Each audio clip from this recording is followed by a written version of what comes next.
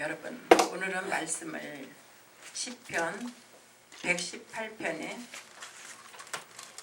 17절 18절을 보겠습니다.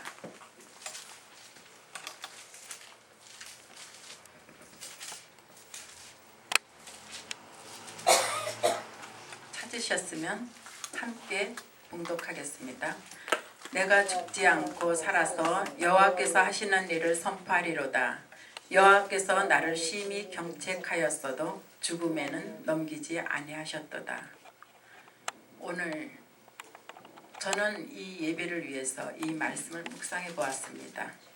내가 죽지 않고 살아서, 다윗이 내가 죽지 않고 살아서, 여러분, 이 말씀이 우리의 순간순간에 우리의 마음속에 살아있기를 원합니다. 다윗은 어찌 보면 참으로 불쌍한 사람입니다. 자신이 사랑하는 모든 것들을 빼앗겼습니다. 사랑하는 친구는 원수의 자식이었습니다. 아들들은 반역을 하고 부모 형제는 다윗을 못마땅하게 생각했습니다. 다윗은 자신의 집에서 막내로 자라면서 가장 귀염을 받고 그래야 할 처지이지만 그렇지 못한 처지에 있었습니다. 우리는 어떠한 모습으로 있었나요? 다윗은 그러면서 정욕적으로 아내를 취했습니다. 그러나 그 아내는 또 다윗을 그리 사랑하지는 않았습니다. 그는 하나님을 사랑하였지만 하나님 앞에 부끄러운 자가 되었습니다. 통회하고 회복을 하는 시간이 필요했습니다. 여러분, 우리에게도 다윗과 같은 모습이 있지 않았나 생각해 봅니다. 우리는 어떠한 모습으로 있었을까요? 우리는 하나님 앞에 어떠한 모습으로 있으면서 하나님 앞에 흡족한 자녀였나 뒤돌아보았습니다. 이 말씀을 묵상하며 내 자신을 돌아볼 때 정말 내가 죽지 않고 살아서 하나님의 말씀을 선포하며 하나님을 증거하리라. 이것은 우리 모두에게 필요한 것입니다. 여러분은 여러분의 이웃을 위하여, 또 교회에서는 많은 성도들이 또 하나님 앞에 바로 서지 않는 이들을 위하여 우리는 내가 죽지 않고 살아서 주님 앞에 가는 그날까지 그 일을 계속 행해야만 합니다. 그리고 또 그 일을 행하기 위해서는 우리가 기도가 없이는 이루어질 수가 없는 것입니다. 기도 없이 하나님의 일을 한다는 것은 무모한 것입니다. 기도가 없이 하나님의 일이 그것이 이루어질까요? 그것은 우리의 욕심만 되는 것입니다. 우리가 힘들다고 좌절하고 내려놓는다면 많은 사람들은 하나님으로부터 마음에서 벗어나는 삶을 살게 될 것입니다. 그렇다면 어떻게 될까요? 우리는 하나님 앞에 중심이 아니라 세상의 중심이 되어서 살아가고, 우리는 교회를 가서는 교회에서는 예배를 드리며 하나님을 찾습니다.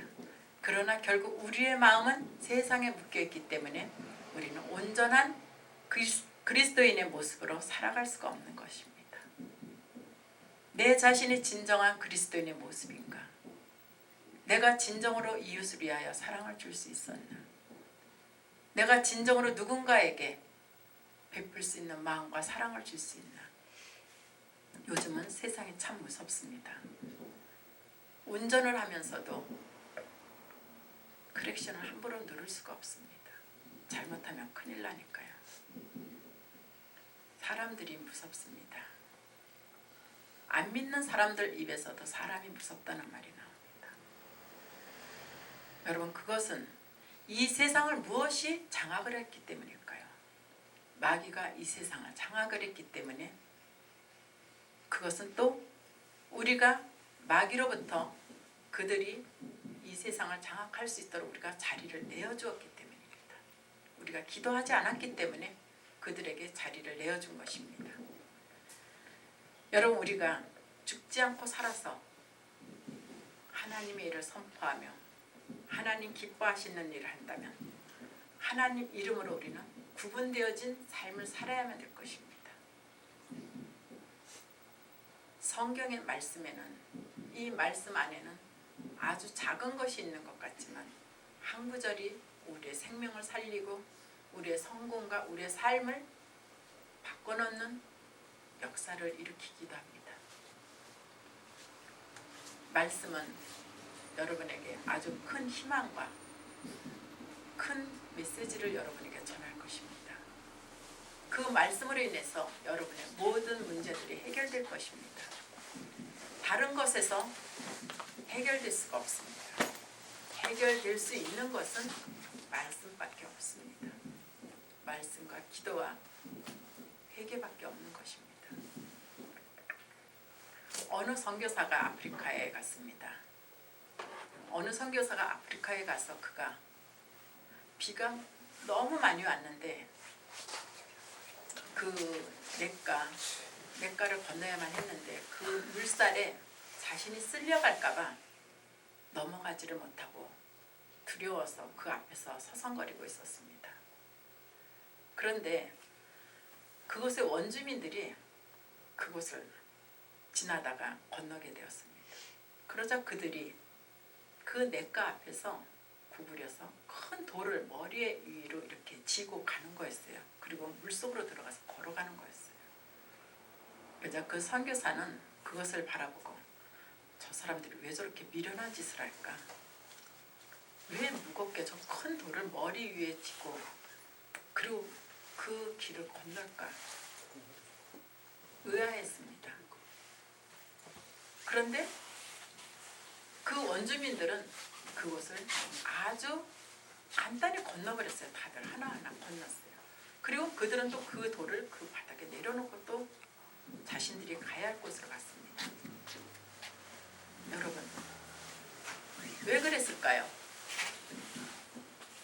선교사는 그 원주민이 떠나고 난 후에 골똘히 생각을 해보았어요. 왜 저 사람들은 저 무거운 돌을 머리에 이고 짊어지고 무거워서 휘청거리면서 그 무거운 걸 들고 저기를 갈 수 있었을까? 근데 돌이 작은 돌이 아니라 아주 큰 돌이라는 거였어요. 그래서 참 이상하다. 그래서 그 선교사가 한번 그 돌을 옆에 있는 큰 돌을 집어보았습니다. 짚고 그 냇가에 자신도 몸을 담궜어요. 물살에 떠내려갈 것 같다. 그런데 의외로 자신은 물살에 떠내려가질 않고 그들이 한 대로 그대로 걸어가는데 흔들리지 않았어요. 무엇 때문이죠? 바로 그 돌의 무게 때문에 물살에 휩쓸려가지 않고 그 길을 잘 넘어갈 수 있었던 것입니다. 여러분, 어떨까요? 우리는 우리의 삶 속에서 무거운 짐을 짓게 되었을 때 우리는 먼저 겁을 내게 됩니다. 우리가 살아가는 동안에 우리가 주님 앞에 가는 그날까지 우리는 얼마나 많은 연단이 있고 우리에게 얼마나 많은 짐이 각자에게 놓여져 있습니까? 그 짐은 하나님께서 나에게 짊어질 수 있는 만큼만 주시는 것입니다. 만일에 여러분의 믿음이 아주 작은 믿음이라면 하나님은 작은 시험을 주십니다. 왜냐? 내 사랑하는 자녀가 더 이상의 큰 시험을 주었을 때는 넘어설 수 없기 때문에 그래서 그에게는 작은 시험을 주십니다. 그리고 또 더 큰 시험이 있는 사람은 그 사람 믿음이 크기 때문에 더 큰 시험을 주시는 것입니다. 그런데 그 시험을 넘어가면서 우리는 사람들은 때로는 왜 하나님은 나에게 계속 이런 짐을 주시나? 왜 나의 일은 계속 해결이 되지 않나? 왜 나는 항상 여기서 벗어나지를 못하나? 우리는 그런 원망들도 해볼 것입니다. 그러나 여러분, 그 원망을 하기 이전에 나의 짐이 더 커다란 시험이 왔다면 내가 하나님 앞에 이만큼 합격선이 되었구나. 더 큰 시험을 주신 것에 감사드리며 하나님 앞에 나아갈 때 하나님께서는 기뻐 받으시며 우리의 신앙에 정말 축복을 주실 것입니다. 여러분, 우리가 세상을 살아가면서도 시험을 봅니다. 학교를 다니면서도 시험을 보고 시험을 통과해야만 하고 또 대학을 가면서도 시험을 보고 입사를 할 때도 시험을 봐야 통과를 할 수가 있습니다. 여러분, 열심히 공부를 하고 열심히 자신을 위해서 열심히 살아온 사람은 또 좋은 기업에 또 들어갈 수도 있는 것입니다. 또 내가 젊어서 아무렇게나 산 사람은 그냥 바닥에서 일어서지를 못하는 사람들도 있습니다. 내가 게을러서 일어난 일들입니다. 누구를 원망하리요? 내가 그 시험을 감당할 수만 있어야만 합니다. 내가 조금 덜 자고 내가 조금 더 깨어서 공부했다면 더 좋은 곳에 취업을 할 수 있는 것이고 또 내가 더 하나님 앞에 더 나아가 기도를 열심히 하고 하나님과 동행했다면 하나님께서 축복하셔서 또 좋은 곳으로 인도해 주실 것이고 우리는 신앙을 거저 가지려 하기 때문에 축복을 거저 받으려 하기 때문에 우리의 일은 계속 해결이 되지 않고 계속적으로 우리는 힘든 삶이 일어나는 것입니다. 여러분들, 우리의 삶 속에서 하나님이 과연 원하시는 것이 무엇일까? 오늘 나에게 부딪혀진 문제가 이것이 해결되지 않는다면 여러분은 하나님과의 교제를 원만하게 할 수가 없는 것입니다. 하나님의 음성에 그 세미한 음성을 여러분 귀 기울여야만 됩니다. 그래야 내가 하나님 앞에 가는 그날까지 온전한 믿음을 유지할 수 있는 것입니다. 내가 죽지 않고서는 아무것도 할 수 없는 것입니다. 내가 죽어야만 하나님 일을 할 수 있는 것입니다. 내 자아가 깨어져야만 되는 것입니다. 그리하다 보면 우리에게는 하나님의 세미한 음성을 들을 수 있는 길이 있는 것입니다. 이 선교사님은 그리고 그 길을 건너선 하나님의 은혜에 정말 더 깊은 깨달음이 있었다고 했습니다. 우리 인생에 이렇게 시험이 없이는 아무것도 통과할 수가 없구나. 여러분, 우리는 무엇을 위한 시험을 겪고 있나요? 우리는 이 세상이 아니라 저 천국 본향을 위한 시험을 하고 있는 것입니다. 여러분, 만일에 우리가 하나님을 믿는다고 모두가 천국을 간다면 저는 이렇게 말을 합니다. 천국은 아마 쓰레기장이 될 거예요. 우리 이 모습 가지고 다 천국을 하면 천국이 왜 필요합니까? 지옥이요? 그거는 하나님을 안 믿는 사람만이 가는 것이 아니라 우리 하나님을 믿어도 지옥을 가는 것입니다. 사람들은 하나님만 믿으면 천국을 가는 것으로 오해를 하고 있습니다. 아닙니다. 교회를 다니고 하나님을 믿는다고 하지만 그들의 성품이 변하지 않고 그들의 모습은 이기적이고 욕심 많고 많은 죄 가운데 살면서 아멘을 한다면 그들이 천국을 간다면 그것은 공평하지가 않습니다. 하나님은 공의로우신 분이십니다.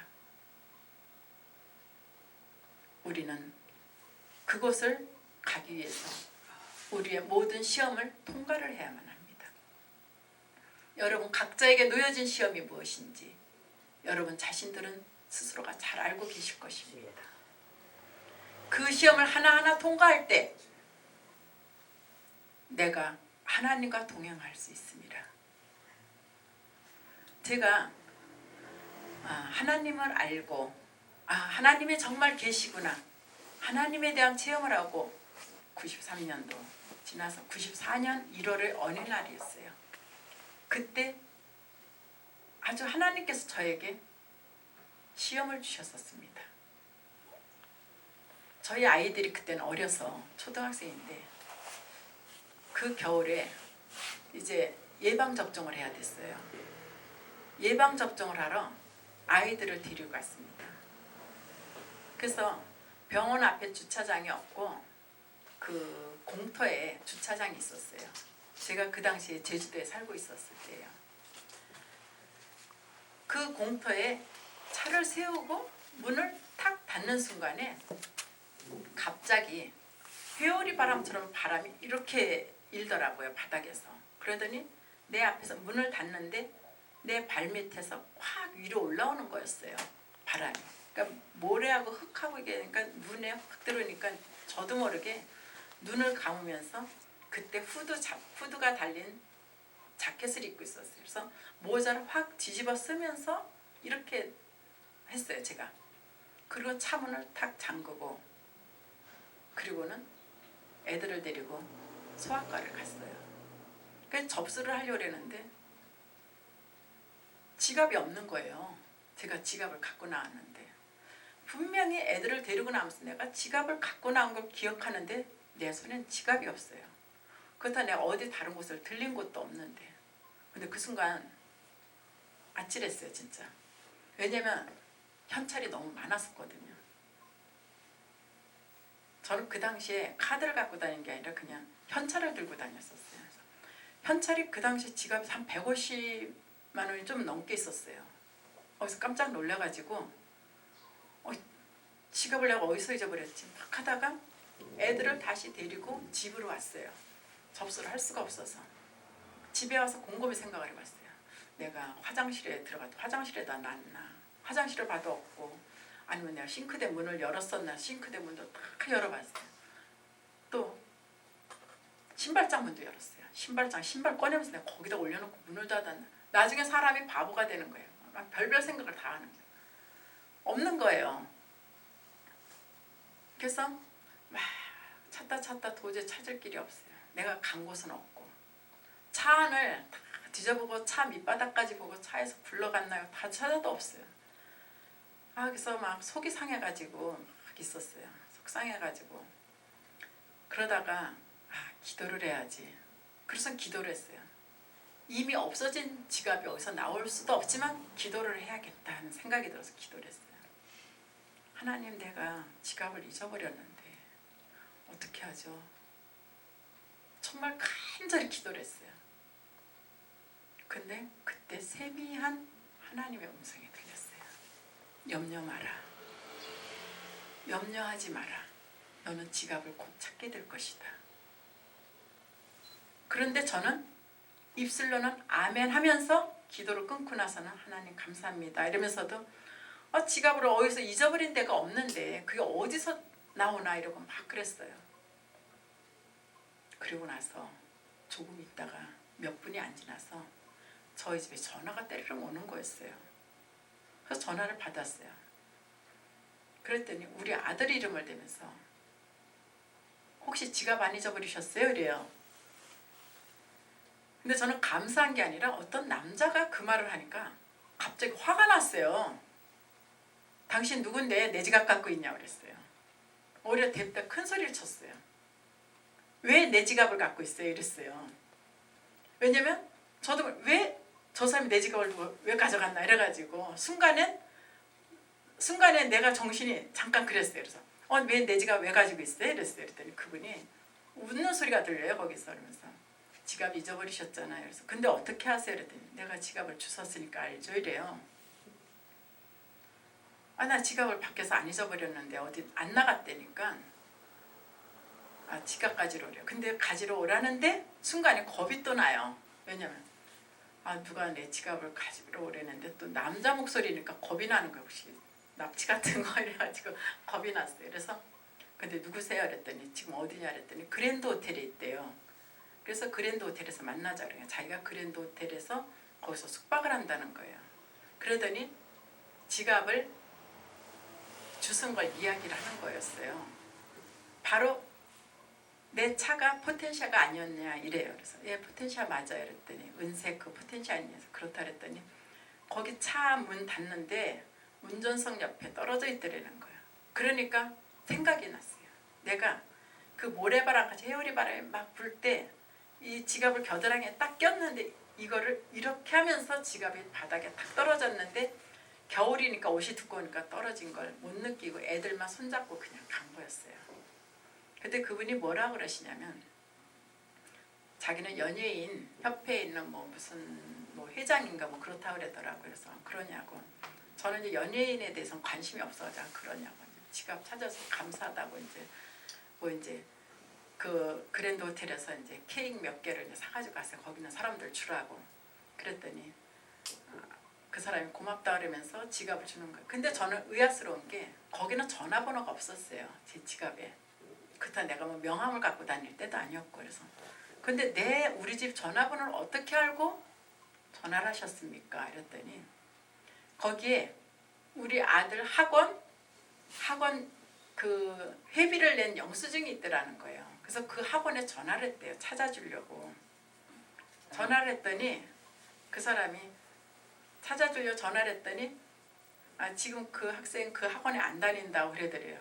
그래서 근데 지갑을 이렇게 잊어버려서 이걸 주웠다. 그래서 찾아주려고 그랬다. 그러니까는 우리 집 주소를 전화를 가르쳐 주더래요. 그래서 전화를 해가지고 찾게 되었어요. 정말 세밀하신 하나님이었어요. 그래서 하나님께서는 이렇게 우리가 기도하면 하나하나 우리가 믿고 기도할 땐 하나님께서 이렇게 이루시는데 우리는 매사에 하나님 앞에 맡기지를 못하고 기도하고 그것을 또 그냥 흐지부지 그냥 기도를 그냥 마음속으로만 하고 거기에 대한 믿음에 큰 것이 없기 때문에 그것이 확실하게 일어나지 않는 것이었습니다. 여러분 우리는 매사에 기도하면 기도한 대로 받은 줄 믿어야만 됩니다. 그리고 확신을 가져야 하고 그리고 무엇보다도 내가 하나님을 위하여 무엇을 할 것인가 하나님 나라를 위하여 할 것을 우리가 생각해야 될 것 같습니다. 그렇지 않고서는 하나님께서는 우리와 함께 역사하시지 않습니다. 여러분들 늘 하나님께서 여러분 가정과 여러분에게 함께 하실 것을 간구하고 기도합니다. 잠시 기도하겠습니다.